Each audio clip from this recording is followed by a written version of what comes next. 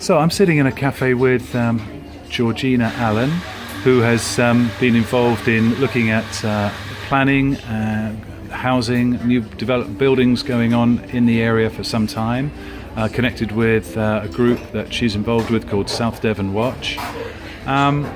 Georgina, I was very surprised, shocked really, to see the local plan online, which you shared recently. Thank you for that. To see that the Market Square in Totnes, Leachwell Gardens, Grove School Playground are all included in the local plan and may well see some building work going on. And local people only have until the 12th of August to comment on these plans. Could you tell us something about how this has come about? Sorry, I'll put there is a photo of this, but could you tell us something about how this has come about? Because most people are only haven't had any wind of this previously. How has that happened? Well, the local plan has been in production for quite a while now. I think that the main issue about it is that we were given a set of figures by a group called the Local Enterprise Partnership, who are involved in a devolution bid for Devon and Somerset, and each area of Devon and Somerset have been given a number of figures of houses that we need to put up.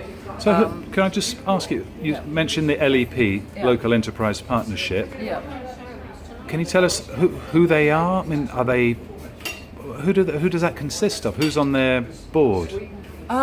It's basically a quango who are responsible for promoting growth in Devon and Somerset. They're made up of mostly developers. So all the big construction companies are represented on the board. It's a self-appointed board, by the way. It's not democratically elected in any way, and they have their meetings in secret. It's quite a shadowy group, really.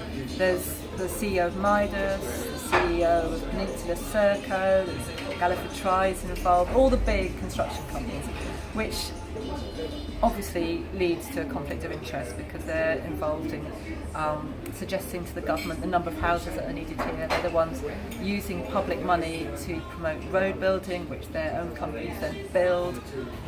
You know, there's a lack of democracy involved, let's put it mildly. They're profiting from the decisions that they make, which is worrying.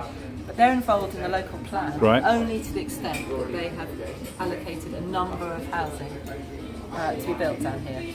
They're not talking about affordable housing, they're not talking about the environment, they're not talking about the need of local areas. They've just got a round figure, and we don't really know where that round figure came from. There's no methodology that we can see involved. And I'm sure there's methodology involved in it, I hope, but it's very hard to see where it came from because it definitely hasn't come from local people. There's been no consultation with any of us. So we've had housing imposed on us, like Baltic Wharf, Linden Homes, all the ones that have gone up in Dartington. It's very much a case of being told that you have to have these houses and putting up with it. And I think probably having the Market Square and the car parks involved in the next local plan will be a straw too far. I personally think. I don't see how we can possibly stomach having the Market Square and the gardens built on. Well, it's not. It seems surprising that it seems very undemocratic that people only have a few days left, I think, until the 12th or 13th of August to comment on plans which they've had no involvement in. But would you recommend that people do go ahead and comment on those plans via the link? Yeah, no, it's absolutely essential. I mean, if these plans, as they stand, at the moment, I mean, if you can just... So this is the Market Square here. This is Heath's Nursery, this is Leachwell Gardens, this is the area where they're already building actually, there's two houses going up there. This is the Grove obviously, and if you look over here this is the wider area, the wide area, so this is Kevick's playing field, so that's a huge number of houses will be going up there. So that Great Court Farm, which has lots of controversy in the past.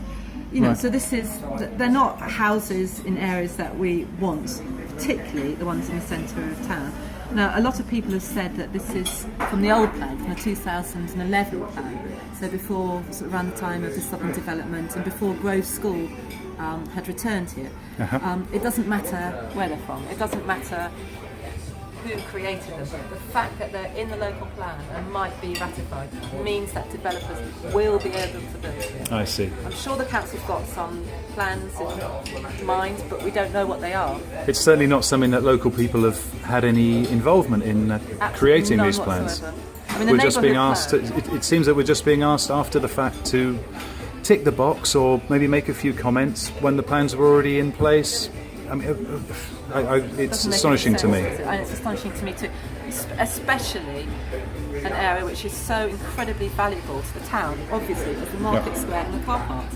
I mean, Right. there was some story about this going to be housing above the car parks, and then Right. the car parks would be underground. Okay. You know, you think about that for a second, you realise that the car parks will only be for the houses that are above them. This Right. won't be public car parks anymore. You know, it's all smoke and mirrors. It's Yeah. all things. We've got to be very, very clear. You cannot build on the market square. You cannot build houses on the car park, and you most definitely cannot build houses on Leachwell Garden and the Grove playing fields. Right. So, what will you say finally to people who are thinking, well, you know, what's the point in clicking on the link and making a comment to the council? It very much needs to be said that this is not acceptable, that local Right. people will not accept building on Leachwell Gardens, the market square. And if the council has something else in mind, we need to know what it is. Because Right. as it stands at the moment, developers can come in, ignore the council plans and build what they want, because I'm afraid that's what happens with local plans. It's giving permission to build in an area, and the council therefore lose control over what to build. So as long as this area is in the local plan, it's a problem. Thank you, Georgina. Thank you.